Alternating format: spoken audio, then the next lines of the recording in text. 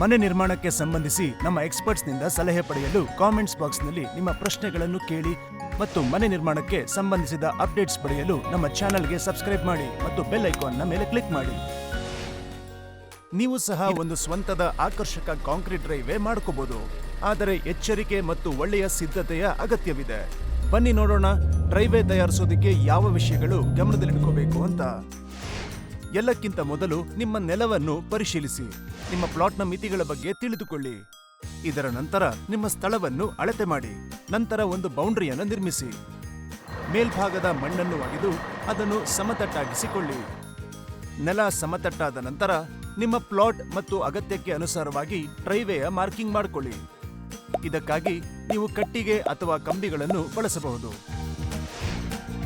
ದಪ್ಪವನ್ನು ದೃಢಪಡಿಸಿಕೊಳ್ಳಲು ಮಣ್ಣಿನಲ್ಲಿ ಮರಳು ಮತ್ತು ಜಲ್ಲಿಕಲ್ಲುಗಳನ್ನು ಸೇರಿಸಿ ಅದನ್ನು ಚೆನ್ನಾಗಿ ಕಾಂಪ್ಯಾಕ್ಟ್ ಮಾಡಿಕೊಳ್ಳಿ.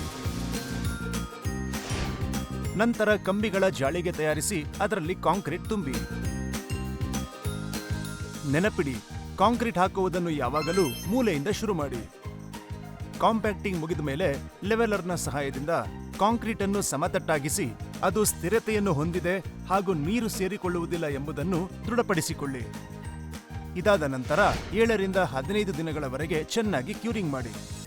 ಕ್ಯೂರಿಂಗ್ ಮಾಡೋದಕ್ಕಾಗಿ ನೀವು ಪಾಂಡಿಂಗ್ ಅನ್ನ ಬಳಸಬಹುದು. ಆದರೆ ನೆನಪಿಡಿ, ಡ್ರೈವೇ ನಿರ್ಮಿಸುವಾಗ ಎಕ್ಸ್ಪರ್ಟ್ಸ್ನ ಸಲಹೆ ಪಡೆದು ಒಳ್ಳೆ ಕಾಂಕ್ರೀಟ್ ಅನ್ನೇ ಬಳಸಿ.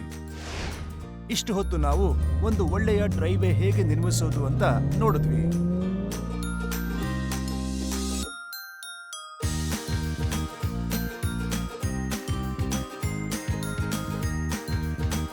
ಇದಕ್ಕೆ ಸಂಬಂಧಿಸಿದಂತೆ ನಿಮ್ಮಲ್ಲಿ ಯಾವುದೇ ಪ್ರಶ್ನೆಗಳಿದ್ದರೆ ನಾವು ಕೊಟ್ಟಿರುವಂತಹ ಕೆಳಗಿನ ಕಮೆಂಟ್ ಸೆಕ್ಷನ್ ಅಲ್ಲಿ ಬರೆಯಿರಿ. ನೋಡ್ತಾ ಇರಿ ಮನೆಯ ಮಾತು ಅಲ್ಟ್ರಾಟೆಕ್ನ ಜೊತೆ.